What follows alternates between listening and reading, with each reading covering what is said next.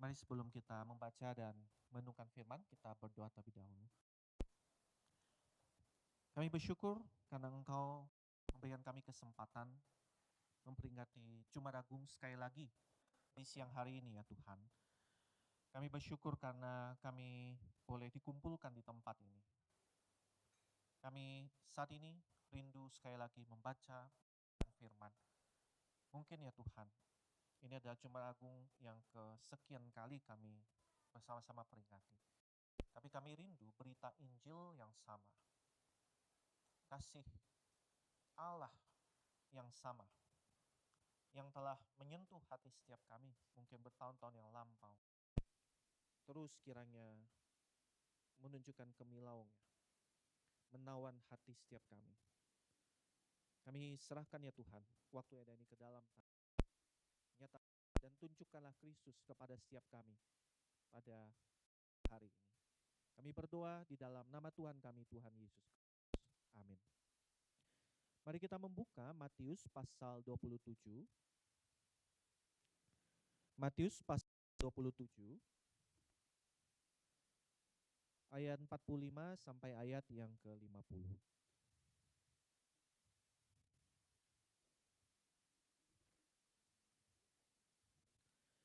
Matius pasal 27 ayat 45 sampai ayat yang ke-50. Saya akan bacakan untuk kita semua. Mulai dari jam 12 kegelapan meliputi seluruh negeri itu sampai jam 3. Kira-kira jam 3 berserulah Yesus dengan suara nyaring.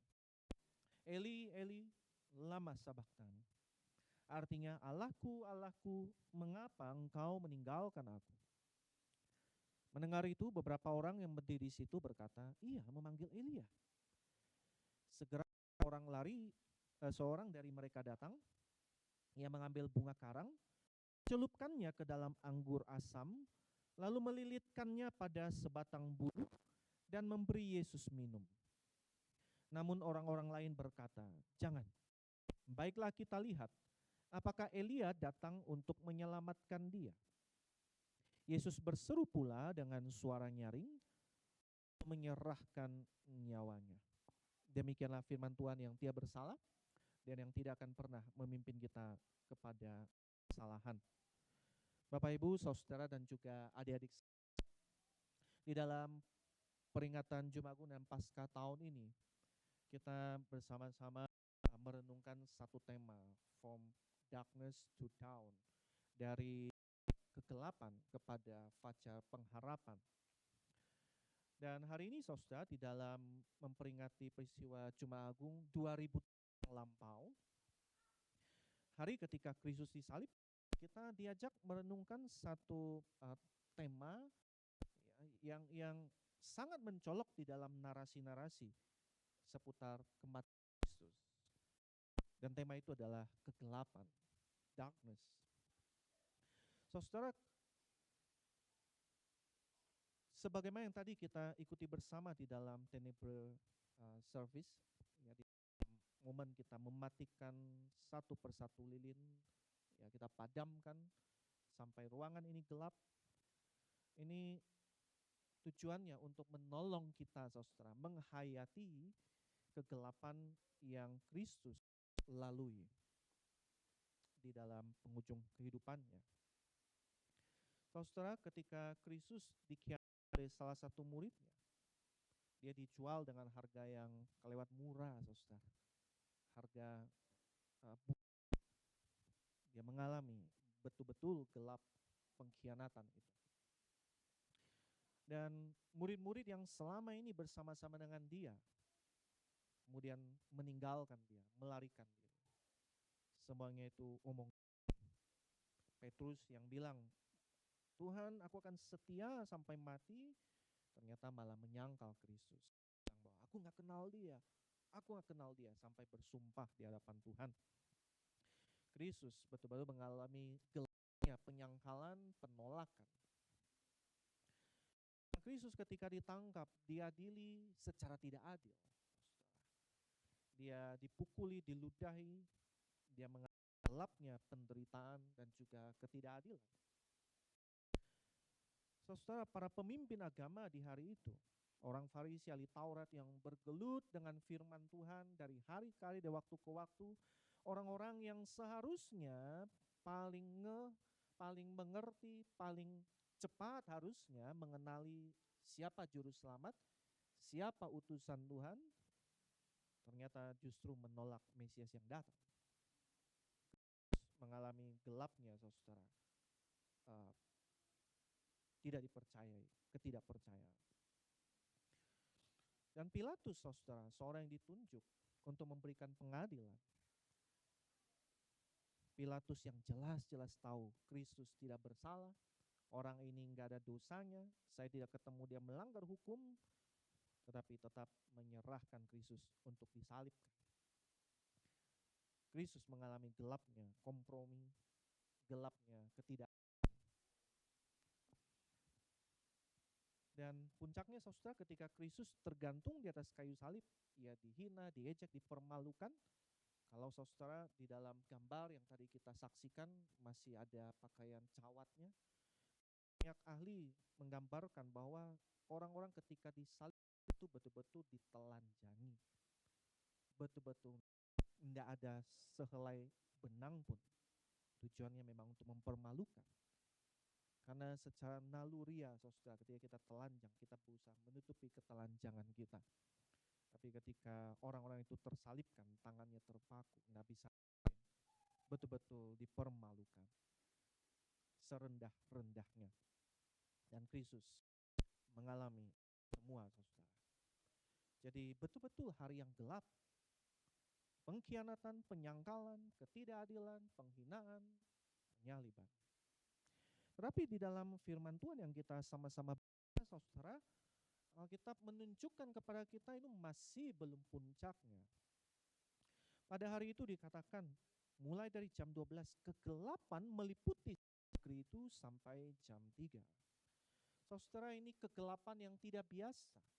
Bukan karena mendung, bukan karena badai, tapi fenomena alam yang tidak bisa dijelaskan sebabnya.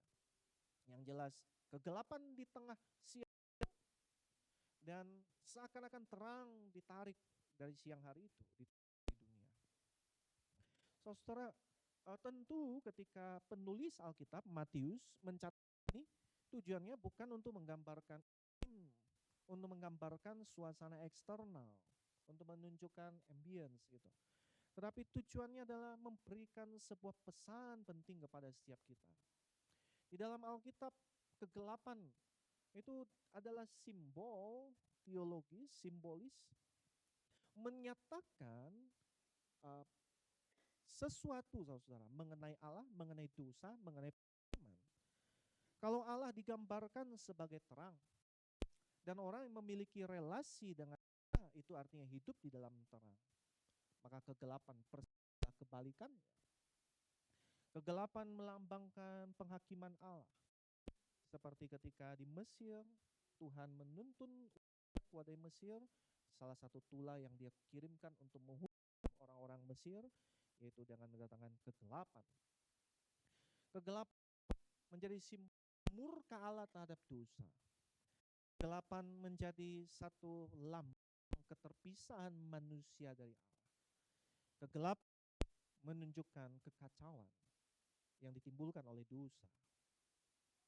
Artinya, saudara, kegelapan yang dicatat di sini ini adalah satu deklarasi kenyataan bahwa Allah sedang menghakimi dosa. Allah sedang menghakimi dosa setiap kita. Saudara, yang mengejutkan di dalam kisah ini ketika kita membaca Jum'at Agung 1000 tahun yang lalu, kegelapan itu turun di Mesir, kegelapan tidak turun kepada pemberontak-pemberontak, kegelapan itu tidak turun atas para penjahat, kegelapan itu tidak turun atas orang berdosa, kegelapan tidak turun menyelimuti pemimpin-pemimpin yang munafik. Kegelapan itu turun justru atas pribadi yang tidak berdosa, yang tidak bersalah. Pertanyaan adalah kenapa ini terjadi? Kenapa kegelapan ini turun menyelimuti Dia yang tidak berdosa. Saudara, ini yang menjadi intisari daripada berita Injil. Berita yang manis yang mungkin sudah berulang kali kita dengar, tetapi yang terus menjadi harapan kita, sandaran iman kita, setiap kita. Di kayu salib itu kita melihat Kristus sesungguhnya menjadi pengganti setiap kita. Dia adalah anak domba yang disembelih, dikurbankan untuk pengampunan dosa-dosa. Yang tidak berdosa diperlakukan sebagai seakan-akan sebagai pendosa. Dia yang tidak bersalah menerima apa yang seharusnya kita terima. Saudara, di atas kayu salib itu terjadi satu pertukaran yang ajaib, pertukaran ilahi, pertukaran yang tidak terjelaskan. Dosa ditimpakan kepadanya, murka dicurahkan kepadanya. Penghakiman yang harusnya untuk setiap kita, kegelapan yang harusnya untuk kita, jatuh ke atas diri Kristus.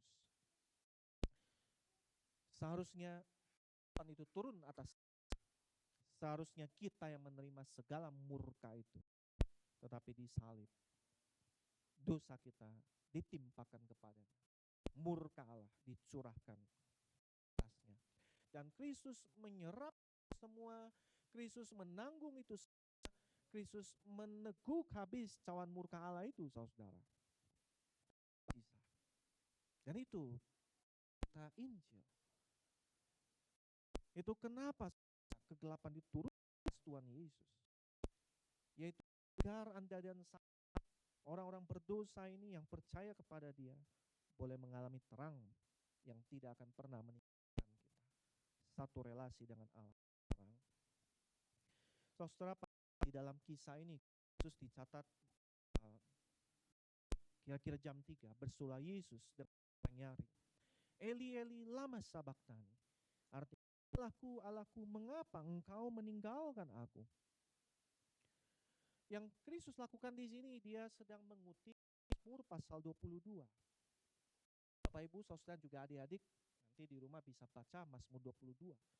Satu Mazmur yang menggambarkan dimulai dengan penderitaan, tetapi berakhir dengan harapan, dengan kemuliaan. Artinya saudara, waktu Kristus berseru di sini, Allahku, aku, mengapa engkau meninggalkan aku? Yang pertama, ini bukan Kristus jadi iman, bukan Kristus jadi pengharapan, saudara. Bukan Kristus sedang asa, tidak, saudara.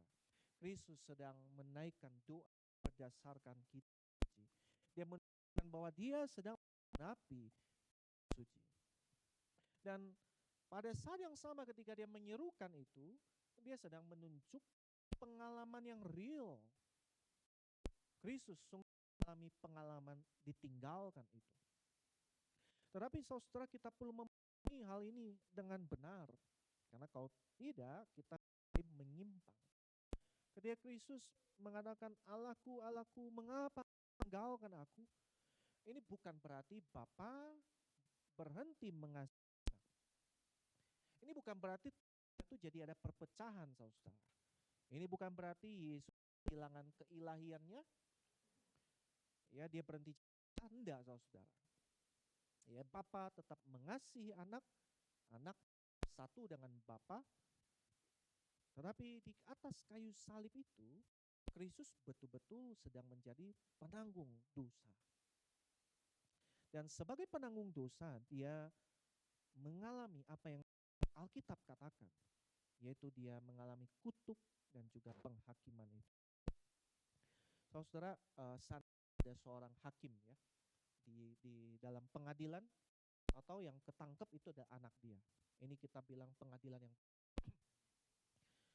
si hakim dia harus meninggalkan perkenanannya, favornya terhadap anak dia sendiri, dan dia jatuhkan hukuman. Nah, jadi saudara, ketika Kristus dia menyeru, Allahku, Allahku, mengapa engkau meninggalkan?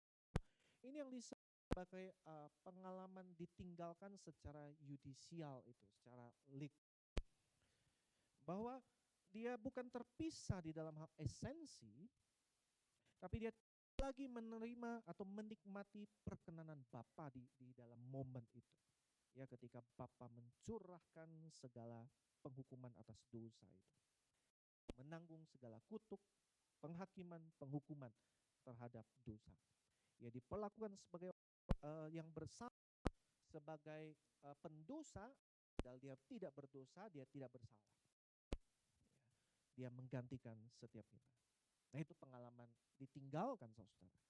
Ya, sandiwara, pura-pura, tapi satu penderitaan yang itu mendalam. Anda kebayang tidak, Bapa mengasihi anak dari kekekalan sampai kekekalan, tapi pada saat itu harus menjatuhkan hukuman yang sedemikian berat terhadap dosa. Yang tidak terkatakan, saudara. Dan itu yang terjadi kayu salib, saudaraku. Kristus masuk dan mengalami pengalaman ditinggalkan itu, supaya Anda dan saya tidak mengalaminya. Ia menanggung murka itu, meneguk habis cawan supaya kita tidak pun meminum murka. Demikianlah Yesus Kristus, tidak ada lagi penghukuman. Dan perhatikan, saudara, bagaimana kisah ini diakhiri dalam ayat yang ke-50. Dikatakan di sana Yesus pula dengan suara nyaring lalu menyerahkan nyawanya. Saudara, perhatikan, dikatakan Yesus menyerahkan nyawanya. Ada dua hal yang ditegaskan di sini. Pertama adalah Kristus sepenuhnya berdaulat atas peristiwa penangkapan, penyaliban dia, saudara, dari awal sampai akhir. Kristus bukan korban keadaan. Dia mati bukan apa boleh. Dia pilihan, saudaraku. Ya, ketika Taman Getsemani waktu kita tadi merenungkan, katakan dalam lagu yang kita nyanyikan, bukankah dia dapat berseru kepada ribuan malaikat, legion, ribuan malaikat, ya, untuk menyelamatkan dia, untuk tolong dia. Dan memang dia bisa melakukannya, tapi dia memilih untuk tidak melakukannya. Artinya sepenuhnya itu ada di dalam kontrol dia. Sepenuhnya itu ada di dalam kendali dia. Dia menyelamatkan dirinya. Kemudian yang kedua, saudara, dari hal itu kita juga melihat bahwa Kristus di dalam melewati ini semua betul-betul rela dan sadar dia menanggung itu. Bukan terpaksa, bukan tidak mau, bukan mau nggak mau, tetapi rela menjalaninya. Kristus ketika dia mati, bukan mati kehabisan kekuatan, udah nggak kuat lagi, bukan. Kristus tidak dikalahkan oleh penderitaan, Kristus tidak dikalahkan oleh kematian. Dia sendiri yang menyerahkan nyawanya, saudara, dengan sadar dan dengan rela. Pertanyaannya, kenapa dia harus melakukan itu? Saudara, di dalam Alkitab, bahkan dari sejak halaman Alkitab yang paling awal, kita menemukan bahwa upah dosa ialah maut. Adam setelah melakukan dosa, saudara, upahnya ialah maut, keterpisahan daripada Allah. Hai Adam, hai Hawa, ketika engkau memakan buah itu, di situ engkau mati, maut. Upah dosa ialah maut. Dan di atas kayu salib, saudaraku, Kristus yang menanggung ganjaran atas dosa, atas dosa, maut. Dan yang dia tanggung bukan karena dia berdosa, karena kita dosa. Kematian yang seharusnya menjadi milik kita, Kristus menanggungnya. Dan ketika dia menyerahkan nyawanya, mengatakan sudah selesai, artinya saudara, penghakiman betul-betul sudah dijalankan, upah dosa, ganjaran atas telah ditanggung, telah dibayar, penebusan telah digenapi. Saudara, siang ini kita dibawa untuk menghayati kegelapan yang ditanggung oleh Kristus. Ya, dia menyaksikan lilin satu demi satu dipadamkan. Kita diingatkan bahwa dia mengalami itu semua supaya Anda dan saya tidak perlu Kristus, dia tidak menghindarinya, dia menjalaninya dengan rela, dia betul-betul uh, menyerah. Dia mengalami bayang-bayang pengkhianatan supaya Anda dan saya mengalami terang kasih setia Allah yang tidak pernah berubah itu. Ia mengalami bayang-bayang penyangkalan supaya saudara dan saya terus-menerus diakui meskipun kita seringkali gagal dan jatuh.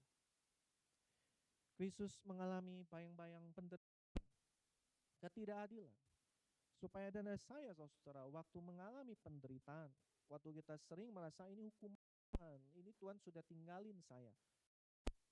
Kristus mengalami penderitaan supaya kita mengalami terang bahkan di dalam penderitaan sekali, tahu bahwa Allah tidak meninggalkan kita. Kristus mengalami bayang-bayang tuduhan, accusations, difitnah, supaya dan ya saudara boleh justification, dinyatakan benar di hadapan Allah. Kristus mengalami gelapnya penghinaan, olokan, ejekan, supaya dan saya saudara mengalami ana, kehormatan, dipanggil sebagai anak-anak Allah. Kristus mengalami gelapnya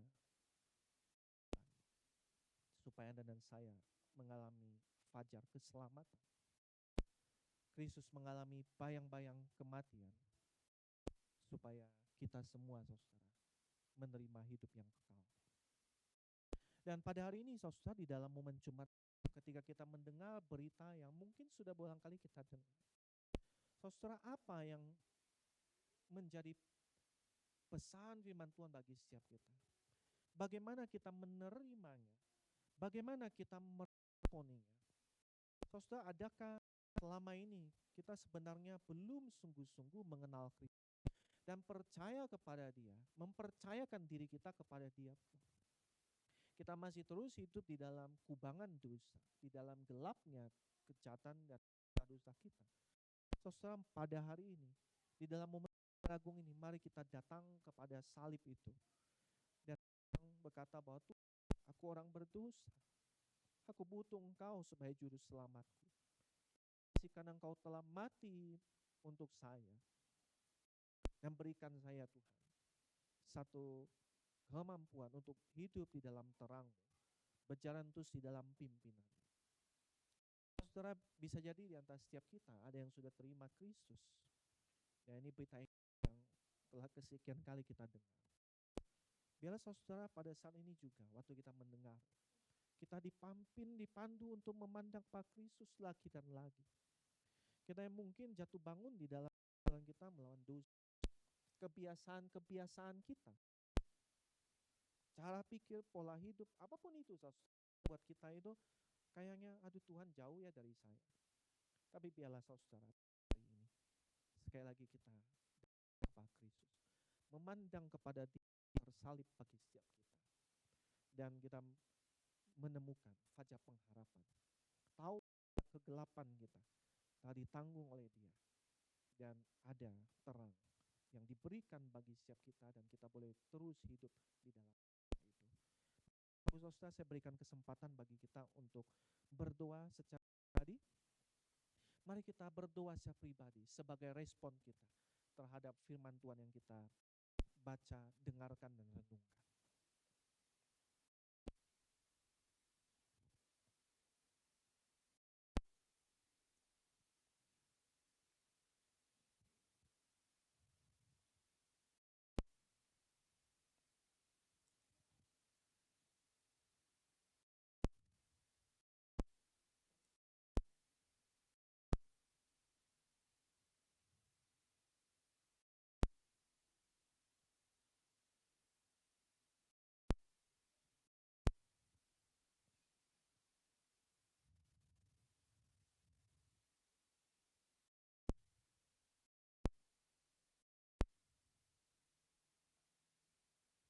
Ya Tuhan, terima kasih atas anugerah